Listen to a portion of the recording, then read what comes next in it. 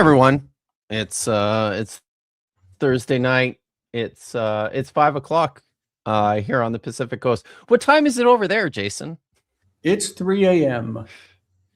Yay! It's 3 a.m. Everyone. It's time for Hebrew. Is this me? Am I There's a can you bit hear of a me? Are you lag. I there? don't know. I hear you Okay. fine. Okay. Let me know, Chad. Does this are we lagging? Is it okay? I don't see anything yet. Simone is saying good morning though, so that's good. Lots of people here already. Cenk, good to see you. Lil is here, even though she does not read any Hebrew just yet. She's picking it up as we do this, I'm sure. And yes, Dagon is here, and he will get his treats, I promise. Cuneiform guy is here. Noise ending is has just finished 5 weeks of my introduction course. So Colton Honeycutt, I believe he is one of your guys. Yep. And Holly is here. I don't recognize Tummy Ache McGee, but he's got I think that's the Leningrad Codex in his avatar. So welcome. That is one beautiful text right there. It really is, isn't it? So yeah, Sarah Triceratops is here. Boone Say, another one of my my Hebrew students. Good to see all my students in attendance. Good to see you, Prixie. Yeah, excellent. And Mossy Matt took my first course in Hebrew. So welcome everyone to the show. I have just got one paragraph left in my very nice in your lexicography project. Very nearly done. I believe that's on the root Haram, right? Simone, is that what you were working on? I think that's what it was. But yeah, that's fantastic. So this is the show, if you're new here, where we sit around and we read text from the Hebrew Bible in Hebrew, and I and my guest will take turns just each reading a verse. We usually parse the verbs, and we translate the text and might talk about some interesting things, point to some stuff in it that's cool. And my guest this week, I'm very excited, is Jason Hare, the Hebrew Hare, owner and operator of the Hebrew Cafe here on YouTube. So thanks for having me. It's nice to be with you. Yeah, love having you. Yeah, so tell us, for those who aren't familiar with you, I suspect most are because you're here a lot. But tell us about what you do, who you are, and what you do. Sorry, I was gonna pull up the link to the. Let me just grab the link to your channel. Yeah, basically all we do is Hebrew. Like, I mean, we have a Discord server that's mostly Hebrew, but some Greek because people study Greek also for biblical languages. But the Hebrew Cafe was started basically as a vehicle to get people to read, to learn the grammar. I'm not really one who enjoys grammar and such, but I do really enjoy reading, and we're very serious about it. So we do now at 5 p.m. Eastern every Monday. We do an hour of Hebrew reading. Then we do an hour of grammar that we're just starting a basic Hebrew course that's open to the public, and it is on Lambden's grammar. He was the professor of Sheol, and yeah. So we also do modern Hebrew. Like Colton is learning modern Hebrew right now. He works for Biblingo. And so he's got a lot of experience, and he's got a lot of stuff that he can offer. And so I'm just filling in gaps for him, getting him to speak Hebrew. And yeah, that's what we do. We do Hebrew all the time. So that excites me to be with you. Love it. I love it. Hey, Colton, let me know if you were at SBL in Boston, or if you're going to be going again when I think it's in Denver this next year. So, but yeah, let me know. We can we can we can connect. I like connecting with people.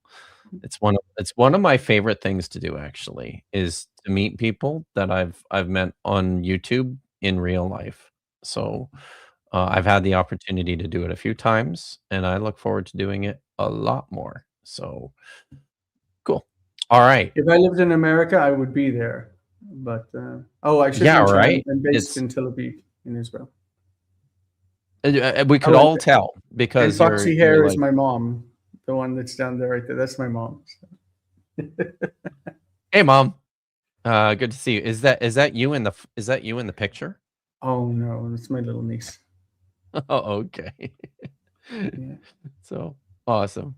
Uh, okay. This week we're starting a new text this week. For the last couple months, we've been working our way through the flood story, that was really interesting for me because I haven't read it in a long time.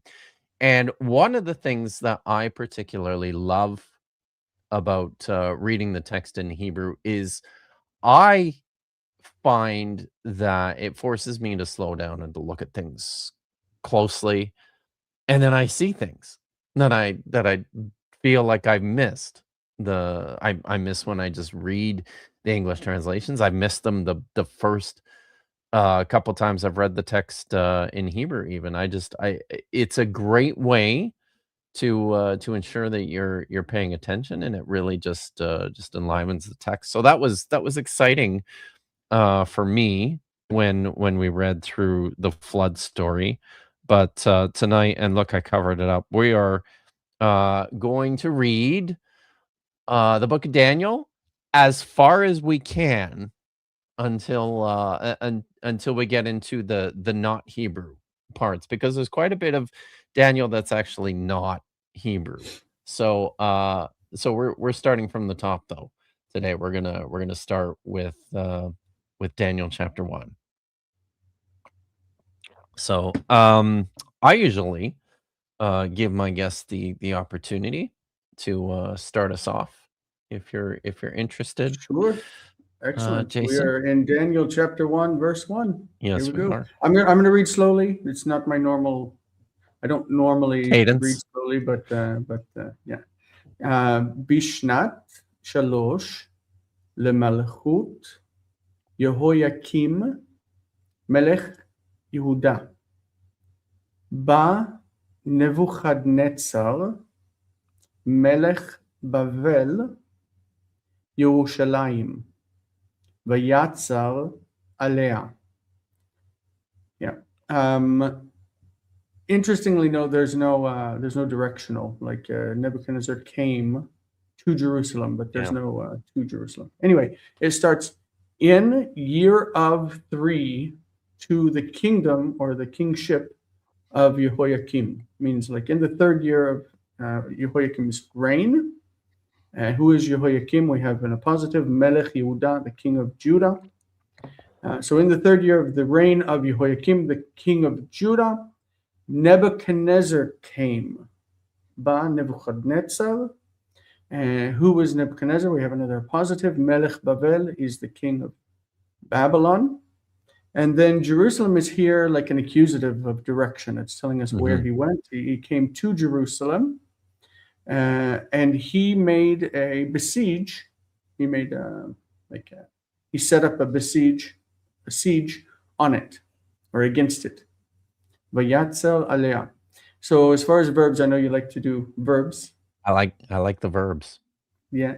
So in the first phrase, up until the Melech Yehuda, that's the division of the verse with the little caret, the little thing like this under the word Yehuda. That caret thing is called etnachta, and up until then there are no verbs.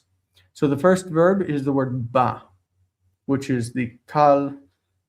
It's the past tense, the katal, and it means he came. It's from the root Bet Vav Aleph, Bo. So that's really as straightforward as you can get. The next verb is the word vayatzar. Vayatzar is from the root tzadi vav resh, like the noun matzor is a siege, matzor, and so vayatzar is he set up a siege. And that's the only two verbs. That's pretty straightforward. It is. I think those accusatives, those place accusatives, are tend to be pretty common throughout the text. So if students, don't get too freaked out if you're not seeing the prepositions all the time. It does happen. We could expect El Yerushalayim, or we could expect Yerushalayma, to Jerusalem, but it just gives a straight accusative. Yeah, cool, awesome. I wanted to point this out. Thank you for pointing this out, cuneiform guy. The Bible gets the king wrong and the king's name wrong. Nebuchadnezzar Utsur, and you see it in other places, and certainly in other Mesopotamian texts. Nebuchadrezzar is the more common, the proper way of spelling it. I don't know. I'm sure somebody's written a ton about why the biblical text has identified him as Nebuchadnezzar, and as a result, because of the Western hegemony, because we live in the Christian West, this is how he has come to be known in the modern world. The poor guy. Was there a different king by the name of Nebuchadnezzar? Or was it just the wrong name? No, yeah, because he is there was an ancient I expect, I have to go back and look, but I'm quite sure it would have been again Nebuchadrezzar. There was a like an old Babylonian king from the first, like the late Bronze Age, the middle late Bronze Age kingdom of Babylon, that he was his namesake. But yeah, it's I'm oh yes, Simone notes we have one of these in second Isaiah. Oh no, that's not, she wasn't talking about that. She's talking about something else. That's the accusative. Yes, there we go. Yeah, he went down to Egypt. So I thought you were gonna say something about Nebuchadnezzar, but yeah.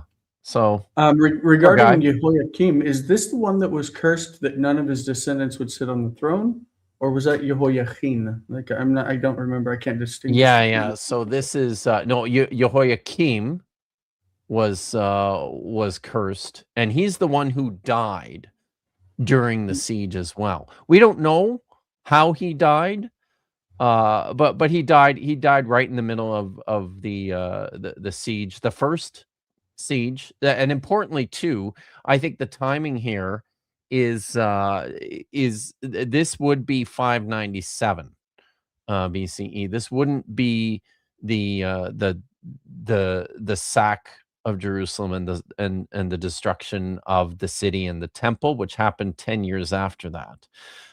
This was the first siege under King Jehoiakim, and he died during the siege.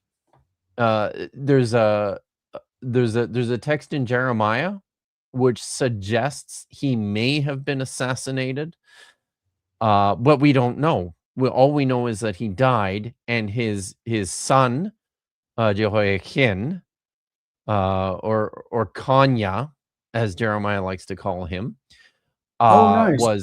He moves the theophoric element to the end. Yeah, exactly. Nice. So he ends up on the throne right at the moment when Nebuchadnezzar then takes control of the city, and the text says that he was 18 years old when this happened. I always have this because I have this very overactive imagination. I always have this image in my head of this poor kid who's literally like pushed, out in front of the the leaders and the priests and the princes of Jerusalem going, okay, here you go, to deliver the surrender to, the most powerful man on earth at this moment, right?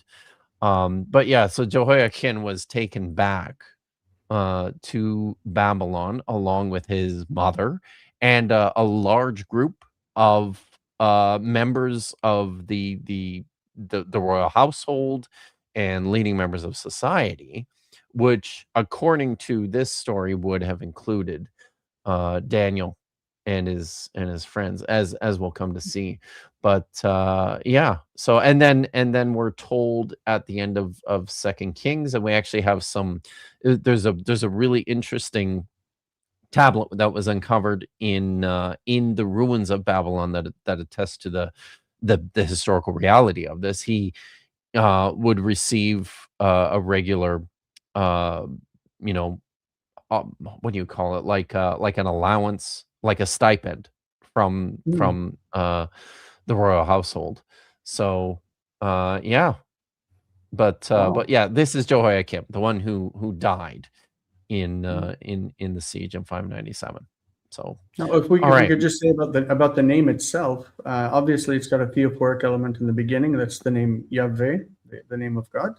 So it's Yeho, and then it's a verb. Yakim, he will set up. he was set up. He will establish. It says that Adonai establishes, and his son, you said, Yehoiachin. Jehoiakim. Yachin means that he prepares. So the Lord establishes and the Lord prepares. These guys had names that should have protected them from falling to Babylon. Right. Well, Yahweh is supposed to protect the city. So the other interesting thing about that, Jace, is that Jehoiakim was actually he was installed by the Egyptian pharaoh Necho, and given the name Jehoiakim by the Egyptian pharaoh Necho. Nice. Okay. I know, right? Yeah. So his Nico is a funny name, name for an Egyptian, isn't it? Nico sounds like Greek, Niki. it does, doesn't it? Yeah. And I don't know anything about Egyptians, so I can't I can't comment further. But his name previously was Matanya, but and he was, Nice. I believe That he was, he almost sounds like he would be a Hasmonean. Matanya. right. Yes. Matanya. Yes. So he was a younger brother of Josiah, and when Josiah was killed, Necho installed Matanya. Or no, sorry, yeah. So there was somebody else. Josiah's son was put on the throne, and Necho didn't like him, so he just said, "Nope, not that guy."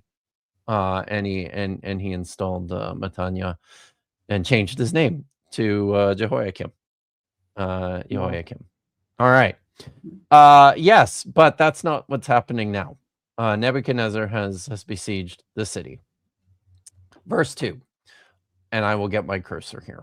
They were asking if you have the option of like a dot cursor. I don't. I know it's frustrating. Because I'm what this is. So the what is on the screen is actually my iPad. And the cursor is just my computer cursor. So, and I'm not smart enough to make these sorts of changes. Maybe I'll look into this. Maybe I can figure this out for the future someday. That would be novel, wouldn't it? But sorry, this is the best we got. All right, verse 2. Vayetain Adonai biyado et Yehoiakim melech Yehuda umiktzat kelai beit ha-Elohim vayebi'em eretz shinar beit Elohav ve'et ha-kelim hevi beit otsar Elohav. All right, there we go. And this is Adonai here. That's So cute. I know, right? This is the I guess the Lord.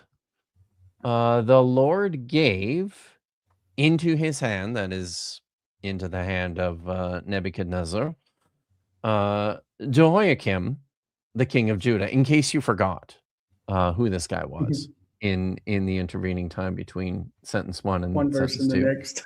Yeah. And this is literally like from the end of the vessels of the house of Ha Elohim. So it's like from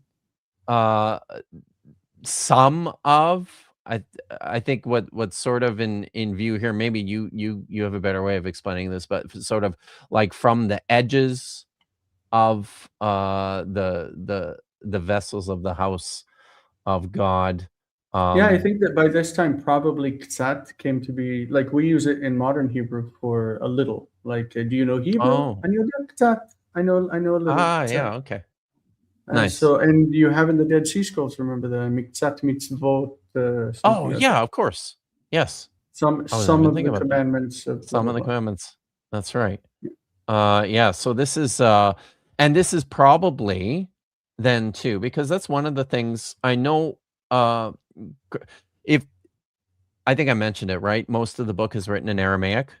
When it comes to dating the book of Daniel, you'll hear Christian apologists talk a lot about Imperial Aramaic as a way of dating the text to this earlier period, to like the very old Persian period, or even before that, because of the use of Imperial Aramaic. They never talk about the Hebrew, because of things like this. Like this is a term that now we see in like 2nd century, 1st century Jewish texts, where it means like the same thing. There's several places in the Hebrew text of the book of Daniel that betray, a very late date. This is one of them. So, and from some of I say here, because this is to me, these are literally, these are like the ritual objects. From some of the ritual objects of the house of God, I think it's interesting that it's Beit Ha Elohim here. My own thought on this is, at first I thought, well, maybe this is a way of, because Beit Elohim, because it's in construct, maybe this is a way of ensuring that the whole thing is definite. But then as I thought through further, and then as we see in the clause that follows, I think this is a way of distinguishing that this is the house of God, the only God, because it goes on to say, so Nebuchadnezzar, the Lord gave into his hand Jehoiakim, the king of Judah, and some of the ritual objects of the house of God, and he brought them. Here again, we have just the object in the accusative, to the land of Shinar without the preposition. And again, to Beit Elohav, the house of his gods. But of course, here without the definite article, I think as a With the way, suffix, it's already definite. Suffix that's true. one, It a is suffix definite. form is always definite. Yeah, yeah, that's true. So maybe that's part of it. But I have to think too, this is a way for the writer to distinguish the God from the gods. As you know, this is the plural form in meaning of Elohim for the writer used here. So to the house of his gods, and the ritual objects, the utensils, the vessels he brought to like the treasure house of his gods. So there's a few verbs here. Vayetain is a cal imperfect, third masculine singular, with the vav consecutive, which inverts the tense or the aspect here. We have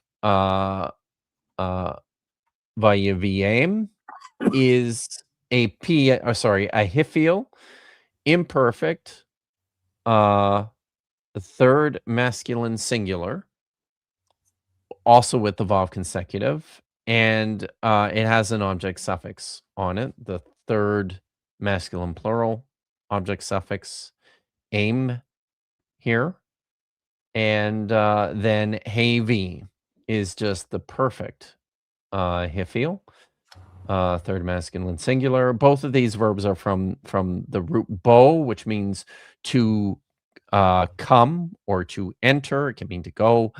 In the hiphil, because the hiphil is classically a causative verb, this has a properly causative meaning. They don't all have properly causative meanings, but bo happily does. So to cause to enter is to bring. This is the form of the verb that Yahweh will frequently use when describing his actions in the Exodus story too. Yeah, because he brought them into the Holy Land. Yeah, exactly. So, but I think that's it. I don't know. Do you have anything else? I would just add that hevi, that he brought, is the same word as vayavi. Vayavi is he brought Yeah. also. Yes. So vayavi, when you add the suffix, the accent pulls to the end, and it drops that first syllable under the yod. So yavi becomes yavi, and then you've got that beautiful prefix there, where we've lost the dagesh and the yod because of Skinnem Levy. Yeah, you use Skinnem Levy as a explanation with the shva, that's a vocal shva under any of the sibilants. That's the S, the kuf, nun, mem, lamed, vav, and yod. The shva underneath one of these letters will cause the dagesh to disappear. So vayavi has a dagesh. I didn't even know that. Yeah, wow. And the vocal shva causes it to be vayvm. Yeah, we called it Skinnem Levy when I was learning Hebrew. Why is this called Skinnem Levy? Is that the grammar that it's the name of the letters, because the S. Oh yeah, because okay, Skinnem. Yeah, it's like Begad Kavat. So yeah, exactly. Yeah. Okay. Yeah. Wow. No, that's cool. Thanks. If in Gesenius, you just look up like it's the loss of strong dagesh. Loss of strong dagesh. Okay. I used to have that. It's in the box of books that's in the basement of the University of Agder in Norway. So I on it, yeah, but wow. Excellent. Well, thanks, Jace. Verse 3. Verse 3, Vayomer HaMelech. Yeah, that's a very common expression. Okay, Vayomer HaMelech le'ashpenaz Rav Sarisav lehavi mi bnei Yisrael umizera hamlucha umin hapartemim. Partemim is not a Hebrew word. Like, I had to look up that word when I was rereading. There's a bunch of those in Daniel, not Hebrew words, in the Hebrew section. And this is a loan word from Persian, which happens. So the king said to Ashpenaz, it looks like the word Ashkenaz, which is more common. I've never heard Ashpenaz, but it's somebody's name. The king said to him, and who is he? He's Rav Sarisav. Saris is the eunuch. So it's an official. It wasn't necessarily castrated, I think. Was it? Was the Sarisim, were they necessarily castrated class? I don't think so, but I also don't think we know really Well, I know clearly. that at But it least in so the Genesis record that Potiphar was a Saris Pharaoh. right. Saris Yeah, so Pharaoh, he and wouldn't have been. he had a Yeah, wife. Yeah. exactly. So that's So true. Rav is great. It's the word like the word rabbi. So he's the leader of the Sarisim. I know the word itself, because yeah, it's castrate in Aramaic. And I think that's where that's where the eunuch, the meaning is eunuch, probably comes from. In Akkadian, it's Sha Reshi, the one at the head, which is Oh probably wow! a more proper um a more proper way of understanding its usage here, right? Or As its like an development official. within. Yeah, yeah, as an official. So Wow. it's interesting that it kind of went in a different direction in We do Aramaic. use it today in modern Hebrew for castrating. Like you have your pet neutered, you lisares. Oh, Lisares is oh, to really? Eh? neuter. Oh, nice. Not for a girl. The girl is called leaker. Leaker. You do ikur. That's not neutering. It's spaying, where you cut out their insides. My cat Mm, had to go through it. Poor baby. yeah. Anyway, so Rav Sarisav, the chief of his officials, that is Ashpenaz, the chief of officials of Nebuchadnezzar. Lehavi is the same word hevi, to bring. This is infinitive construct. To bring from the sons of Israel, that is, to bring some of them, and from the seed of the kingdom, the seed of the royalty, and from the partemim, which is a Persian word. I guess it Mhm. they understand it to mean the nobility, the nobles of Yeah. Israel. What did I see when I looked that one up too? Let me just pull it up here again. Um so it's old Iranian peratom, or fratama, means like first person. Mm, So it's, yeah, it would be like the prime, I think we would call them like ministers, right? mm. Or but probably like aristocrats, nobles, that sort of thing. All right. So verbs, we have vayomer. It's from Amar. In the Kal, this is Vaiktol, he said. He said. The next verb is that infinitive construct, lehavi, just after the etnachta.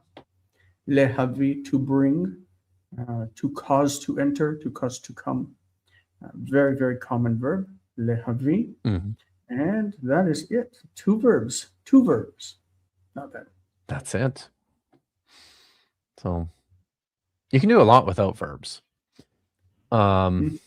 Interestingly enough, I looked this up because there's I expect that's what the text note is here. I didn't bother to look. This is verse 3. I guess I can take a peek here. What does it say? Yeah, yeah. So the name here uh is Abies dream in Greek, Abietzer. Um, I guess compare verse 11. Oh, okay. What is the O on the Septuagint mark? The O with the apostrophe. I don't recognize that. Uh oh. Oh, So it looks like it's they have O for the Old Greek and theta for yes. thedos. Yes. That's it. Okay. Thanks. Oh, wrong one. There we go. Okay. So that was That verse was 3. 3, right? Okay. Mm-hmm. All right. verse 4.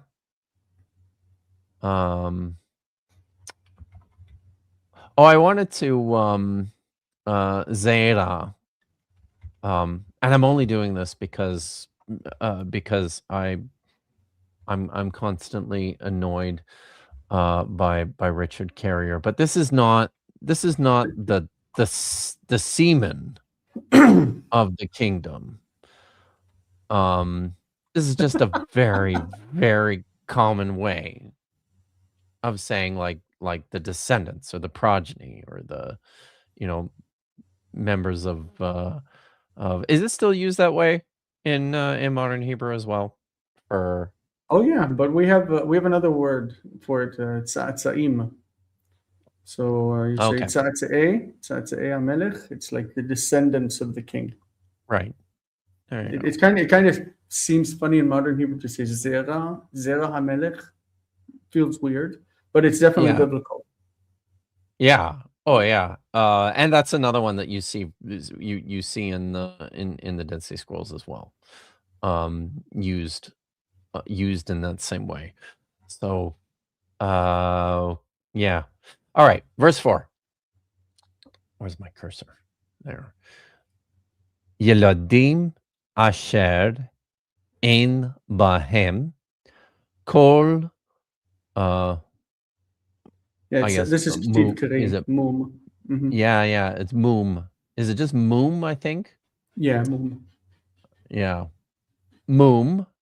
And you see I'm struggling here because we've got the kibbutz underneath the mem. The aleph is quiescent, so it just carries the sound of the verb, right? But then you've got this lone stray vav with nothing there. What I would have expected them to do is just to put the dot in the shuluk. Right? Yeah, I wonder because why the problem is that the aleph shouldn't be there. The aleph isn't part of the word. It's just mum. Oh, okay. Okay, but I mean, they still could have. Well, no, I guess they couldn't have. Maybe no. Yeah, I don't know. That still would have worked, wouldn't it? I think it would have been confusing to the eye, and then you'd look at it and you're like, "What am I supposed to do with this word?" Yeah. So by putting the kibbutz, then it causes your eye to realize it's something messed up. Right. True. Okay. So kol mum vitove mar'e umashkilim bekol chokma vayod da'at bine mada va'asher koach bahem la'amod behekal hamelech ula lamdam sefer ulishon kasdim. All right. You see that in the ulelamedam, that underneath the lamed, the chataf patach, that it's not really supposed to be a chataf patach. It's just pointing out that the shva needs to be vocalized. This is sometimes used. Interesting. Yeah, just to say it's a okay. vocal shva. Oh, well, that's good to know. Look, I learn all sorts of things when you're here. That's awesome. You notice that, class? We talked about the composite shavas a couple weeks ago, right? And how these appear under guttural letters because they can't take a regular shava. It most frequently happens under the resh, like in the vayivarechu, where the resh needs to be vocalized with the vocal shva. It will write it with a chataf patach. Vayivarechu. Oh, interesting. Wow. Yeah. Cool. Awesome. All right. Okay. So they're boys.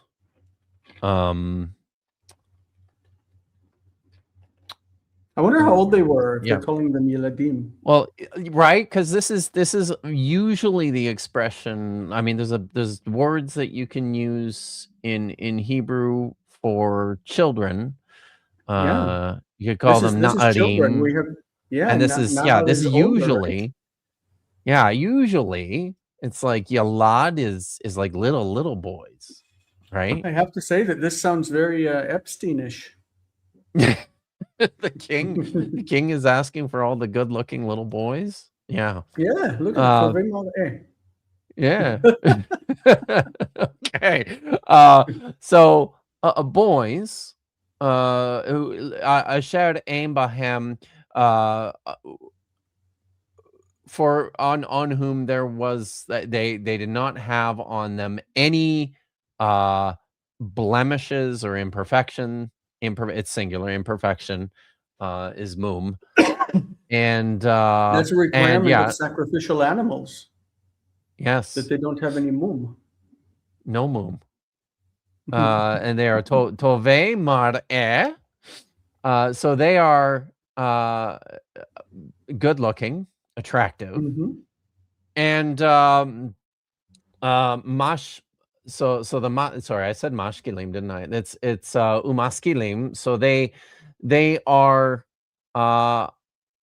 have deep understanding in all wisdom. So they can't be that I mean, they also can't be that young either. Or it would be strange, you would think, if they're describing like these little boys as having 8-year-olds that are full of yeah. wisdom and knowledge. Yeah, right. And they understand science. Yeah. They have deep understanding in all wisdom, and it literally says knowers of knowledge. I like that they're noticers of things. Like there's a lot of stress on here. They are again, extreme, very very insightful, I mean, understanders of knowledge. This is the word that we use for science in modern Hebrew, mada. Mada. Yeah, mada is science. Oh, really? Eh? Okay, so these are the science boys. Yeah. So, and then it says, and who were strong.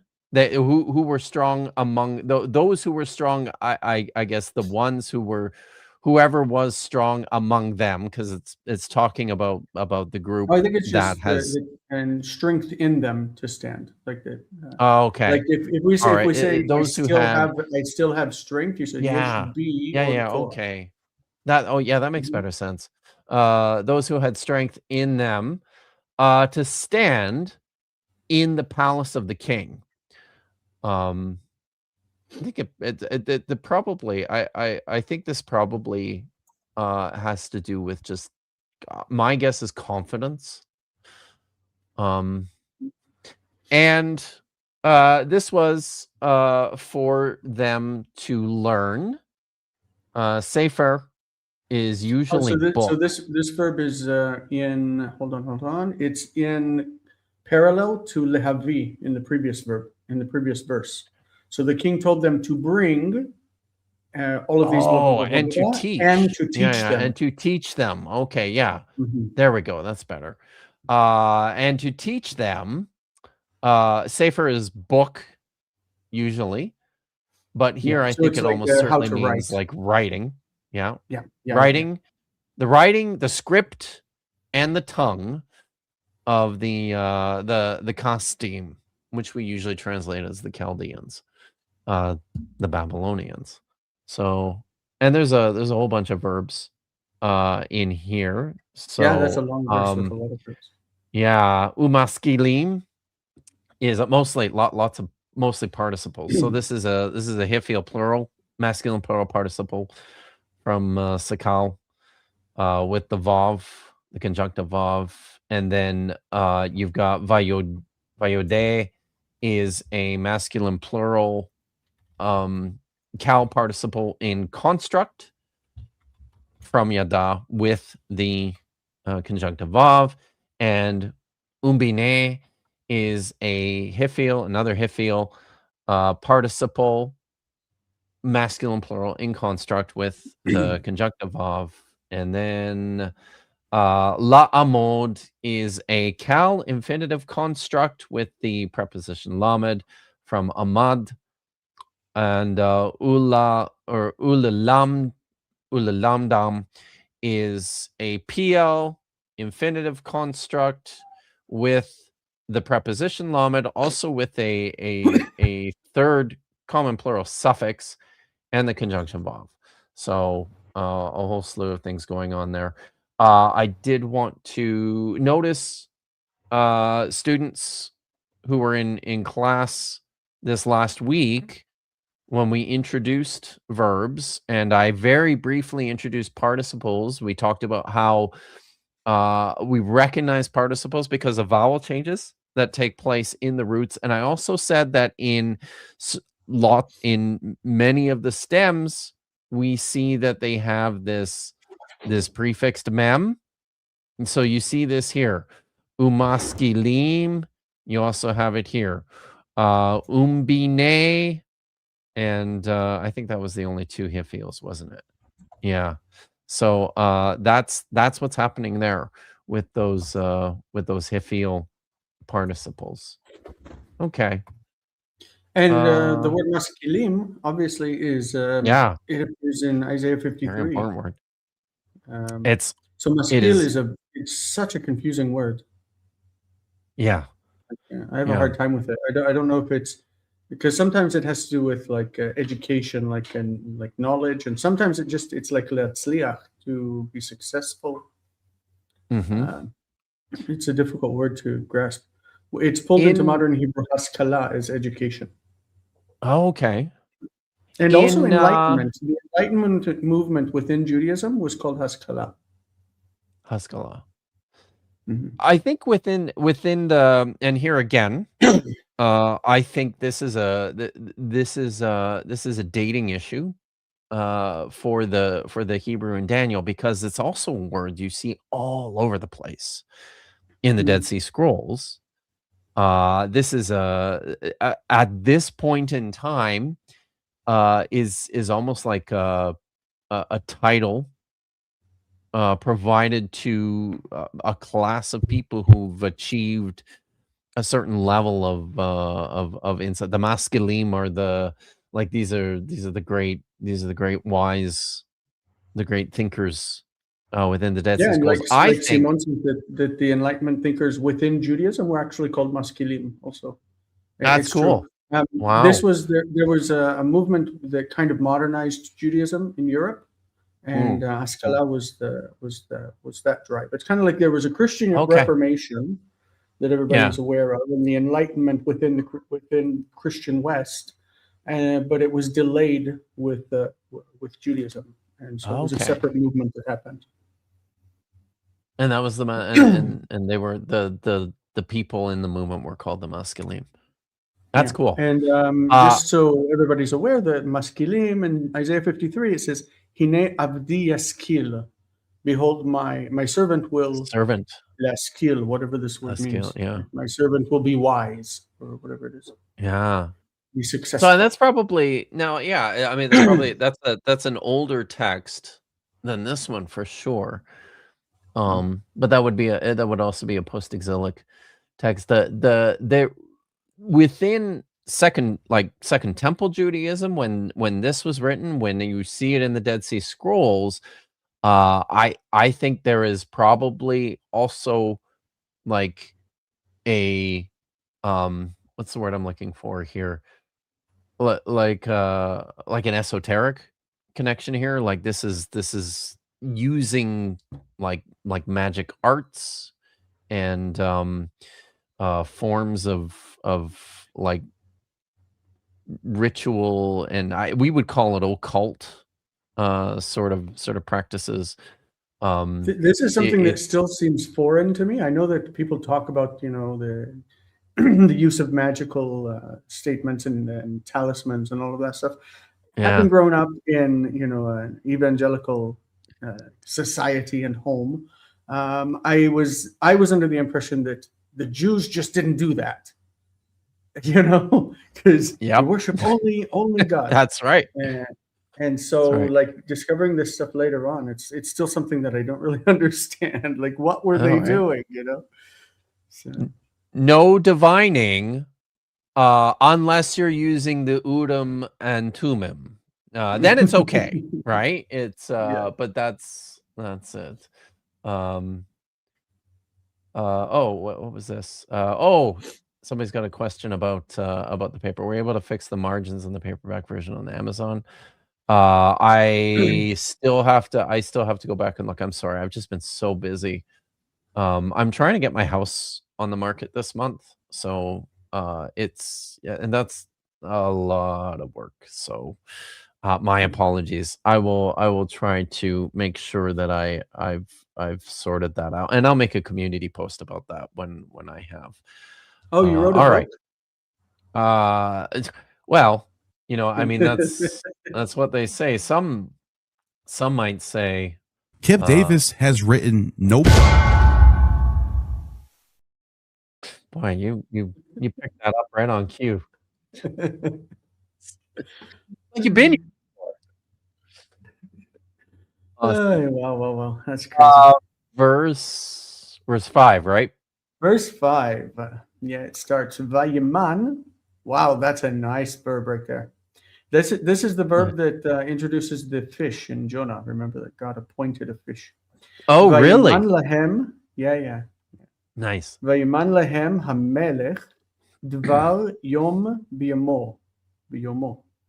Mipat bag hamelech umiyen mishtav. ולגדלם שנים 3. Okay? ומקצתם יעמוד לפני המלך. If you look in the BHS, you can see the note B. In the BHS says that probably this whole phrase, the ulgadlam and all the way to the end, should be at the beginning of the verse. It makes better sense at the beginning of the verse. It's been transposed. Oh, interesting.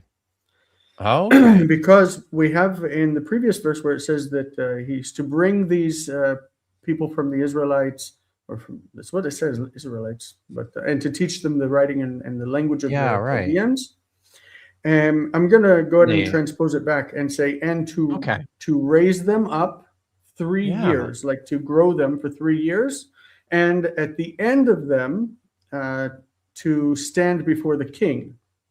Okay, so the whole idea is this: the idea that they're preparing them, and so the beginning of the verse, he appointed for them. That's the king. The king appointed for them a thing of day in its day. That's like a daily portion. A thing of day in its day. A daily portion from the pat. For us, pat is like a morsel, but normally bread. I don't know what bug is. Pat bug. The bug is confusing to me, but I assume that it means it's a portion of food from the king, and from the wine of his symposia, his drinking holidays.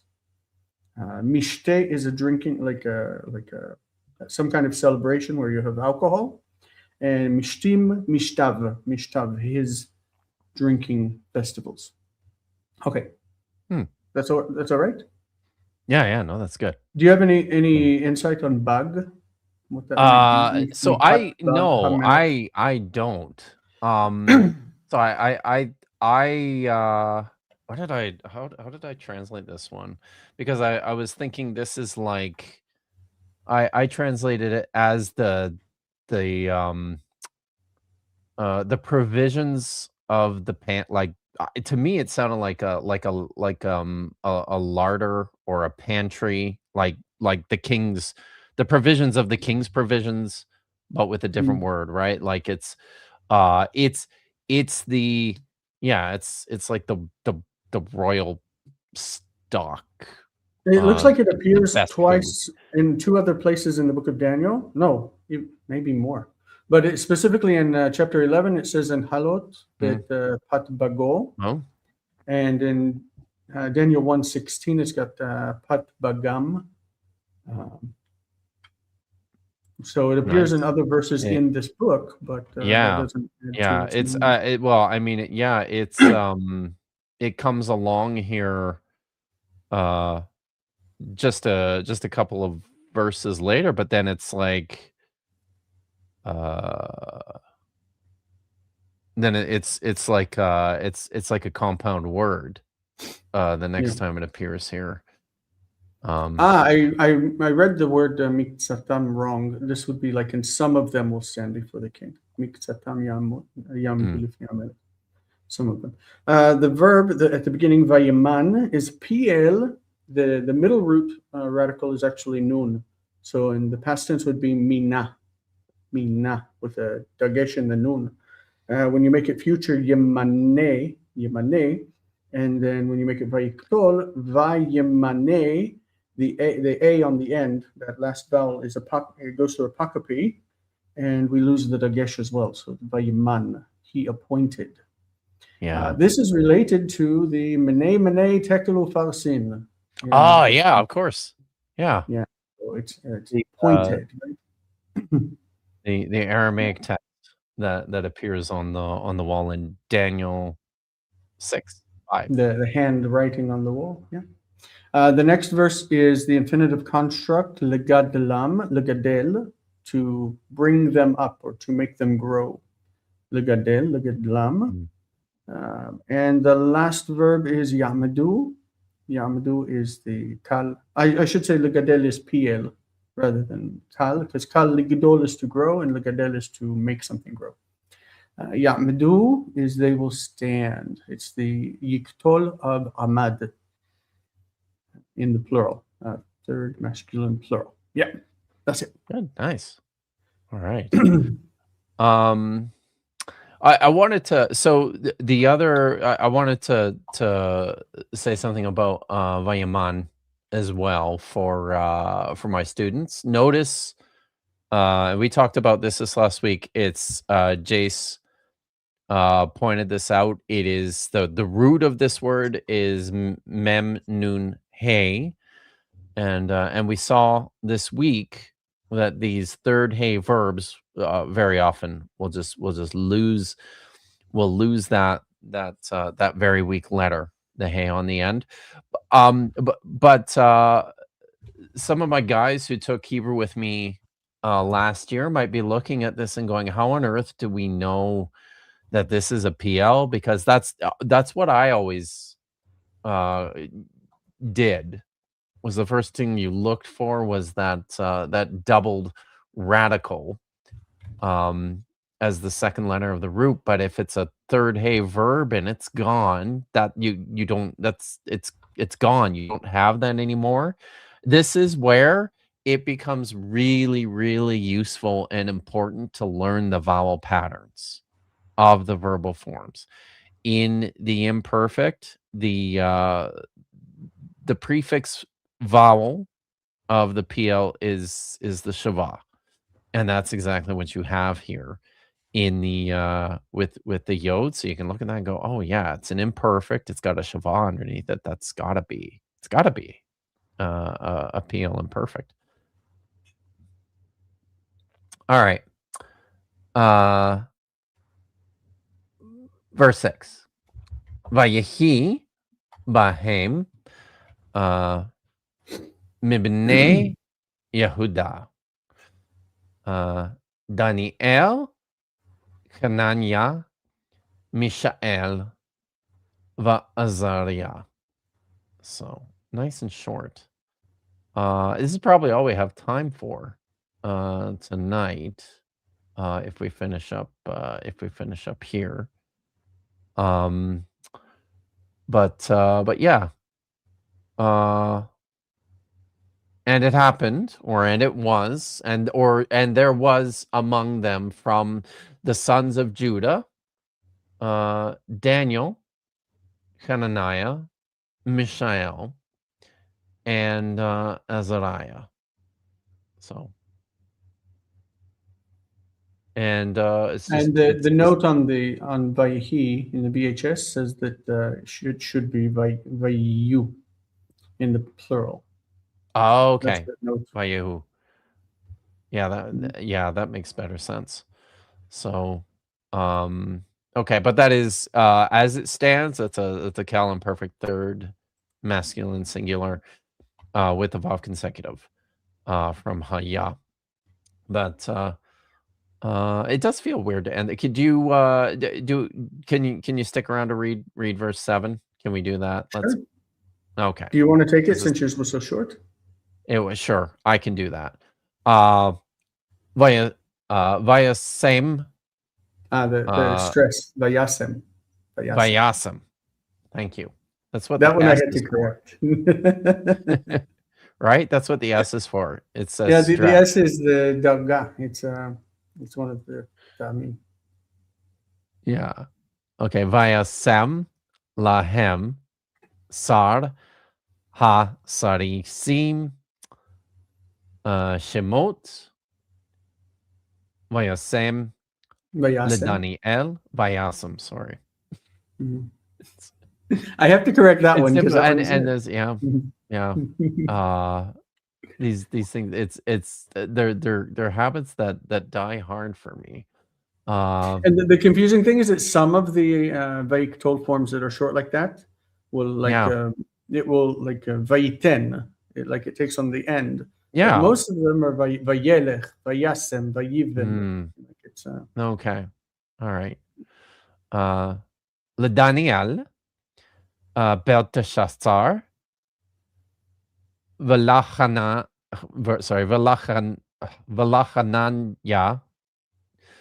Shadrach Ulmishael Meshach Velaachazaria Abednego. Everyone heard the names. Everyone recognizes the names. So so this is the chief of the eunuchs, or the head official guy, the head of the officials. He appointed for them, or gave them names. This is really cool because it shows really strongly the connection between Natan and Sim. Most of the time, Natan you say is give, but sometimes it means to put. And Lasim is most of the time to put and sometimes to give. There's a very strong overlap. An overlap there. He gave them names. Yeah. He gave them names. And he gave to Daniel, Belteshazzar, and to Hananiah, Shadrach, and to Mishael, Meshach, and to Azariah, Abednego. Shadrach, Meshach, and probably Abednego. Means the servant of Nego. I wonder if that's a corruption too. Yeah, they say what that does it say? Nego, it's Nevo. Nevo, Abednego. See, and this it makes me think, is there I wonder if there's manuscripts for that. Whoops, look at me marking up my text here. That's verse 6, verse 7. 7. Yeah.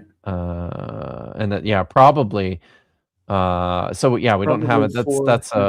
That's an editor's correction. So, but this is probably, in the same way that the writer messed up the name Nebuchadnezzar, or messed up the name Nebuchadnezzar. He's messed up this name too. He probably doesn't, I think this is probably an error which betrays how distant this writer is from what's actually going on in actual Babylon, in the actual 6th century, because it feels like this is not a mistake that somebody would make if they were writing this down in the 6th century. So yeah. All right. So just for everyone, so everyone understands, the name here is literally the servant of Nebo. Nebo is it's like a divine title, and you hear it in other Babylonian names. Nebuchadnezzar, Nabopolassar, Nebuzaradan from Second Kings. It's a very, very common divine title. I don't remember what it means offhand. But it becomes a very popular theophoric in a lot of Babylonian names. And I don't like, this is a Hebrew. It's like a it's a weird sort of a mix of a Hebrew, like a poorly pronounced Hebrew word with a misconstrued Babylonian word. Like they have an inkling that this sounds kind of Babylonian, but don't really know. It's like close enough. Servant of Nebo is a servant of Nego, which is not a thing. Servant of Nebo. All right, verbs. We just have the two here, I think, don't we? And they're both the same. Vayasam is a cow, third masculine singular from seam. So that's a hollow verb, a second yod, second vav verb. Notice that's why we have the comets in the prefix, the prefix position there. So with the vav consecutive. And I think it's like that. Yeah, it's the same for both of them. Yeah. And he gave, he set, he put, he placed. So cool. You got anything else? There is the comment in the chat that Nabo is the vizier of Marduk. I've been bad. What where are we? How far up do I have to go here? Darisi Abgal. Just three comments up. Nabo is the vizier of Marduk. Thank you. That's it.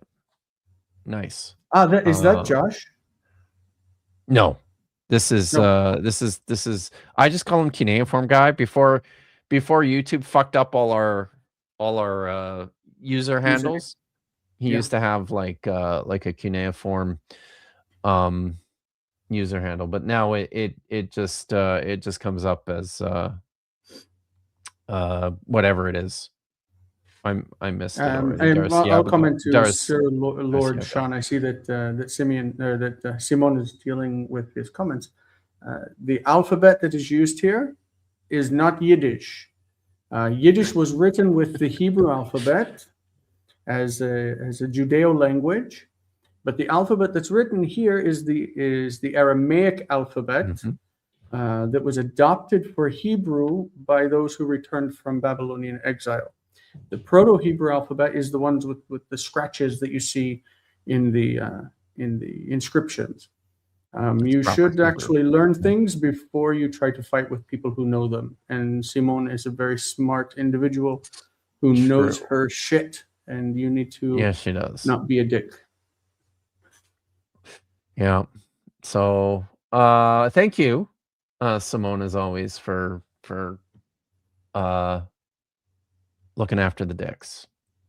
That maybe didn't sound, like I intended it to, but yeah. All right. Well, that's enough for tonight. Do you want to after the dicks? This is God, this show, right? At least, yeah. I just feel like I shouldn't say anything more, because every time I say something on this show, I get myself in trouble. Jason, what's going on? What do you have coming up? What do you want people to know is happening on your channel? And everybody, guys, go and subscribe. The links are in the description. Please go and subscribe. And those of you who are learning Hebrew from me, you should seriously go and hang out in Jason's streams. You'll learn a lot. it'll help you. Well, what our big thing is that we have we quite active Discord. I won't say very active Discord, but it's really active for those who are learning languages. You can get it from the Hebrew Cafe. That's my website, thehebrewcafe.com/Discord. And it's free. It's open to everybody. If you want to learn Hebrew, also Greek, we have study groups that get together on there. Right now, I think they've just finished the first book of Athenadze for Greek, and they're starting a reading program. I don't know what it is. I'm not involved in the Greek stuff, but as far as Hebrew is concerned, we just started. We did our first lesson to teach the alphabet for reading purposes. I know how much you love that. I hate teaching the alphabet, but I think that the best way for Hebrew to really take root and settle in you is to practice reading. And so that's what our focus is at the Hebrew Cafe. We just read. And so if you want to come and join us, I'm going to update the streaming information on the website, thehebrewcafe.com. You can come and there's like streaming information. You can click on that. It needs to be updated because we just started the new project. But basically, we read at 5 p.m. Eastern for an hour. Right now we're doing Parashat HaShavua, which is the reading schedule that follows the Jewish year. Right now we're in the middle of the book of Exodus, so if you want to join us, you're welcome. The reading list is thehebrewcafe.com/readings. It will open a PDF and you can follow along with us. And yeah, that's the main push. We're about getting people to read and understand the Hebrew Bible. So if that's your desire, come and join us. And it's not a competition. We are all working together here. So there you go. Excellent. So yeah, Jason is very friendly, and he's a very informative and a good teacher. So check it out, everyone. For me, I will be. This is going to be a weird weekend. I'm not going to lie. So I will be streaming tomorrow as usual at 2:00 Pacific, 5:00 Eastern. I am going to be I'm going to be joining midway in my stream. There's a fundraiser that's happening on a friend of the channel's channel, Better Than Ember, hosting a fundraiser for someone in the community who's going through some difficult times right now. So we're just gonna pop right into the fundraiser during my stream. It could be a technical nightmare. We'll see what happens, but I think it could be fun. It'll be interesting. But I'll be streaming tomorrow at 2:00 Pacific, 5:00 Eastern. I'm going to be streaming alone for the first time in like a couple, like well over a year, I think. So Vish is traveling this weekend because she wants to be a rabbi, and so she's away at a work weekend or retreat, and so that means it's just me now. I don't know if you were there, Jace, but the last time I tried to stream by myself on I think Christmas I remember Day. it. Yeah. Were you there? Yeah. And there was like an outright revolt in the chat. And Vish and Dapper Dinosaur and Nitty ended up having to come on because there were people who were upset about this. But I don't think this is going to happen tomorrow. So I'm going to be streaming by myself tomorrow, Friday. I will be. Thank you. I'm going to need it. See, look, it's already started. It's Prixie's guys. I used to do this by myself all the goddamn time. You forgot. It's going to be fine. It's gonna be fine. All right. So because Vish is gone the whole weekend, I'm gonna be on Dapper Dinosaur's channel on Saturday. Just me. At 11 Eastern, 2:00 Pacific, and we'll see how that goes. Because he and I get along famously, right? And so that's the weekend, and then I think That is it from me until next Thursday. Do I have someone lined up for next Thursday? I don't think I have anybody lined up for next Thursday yet, so I better get on that. But yeah, Well, I thanks will say for that I've been in communication with Vish because I think we're going to start a project toward breaking down the arguments of Nehemiah Gordon and confronting him. Oh, nice. Yeah, Nice. yeah. I She think knows I him. think she genuinely couldn't tell when you were being super cheeky in the chat last weekend, whether you were kidding or not No, about it Nehemiah led Gordon. to a long string That's of awesome. conversations, and we've That is shared a lot awesome. of information already. Brilliant. Oh, I'm excited about that. So cool. So look forward to that. Thank you, Jason's mom, for the vote of confidence. See, she knows. She understands. Like every good mom, I appreciate it. But I think that's it for us for tonight. I hope everyone has a good evening, and I'm just trying to find my outro here. I hope everyone has a good night. Stay safe, be good. As always, y'all know, Hatikva. Hatikva.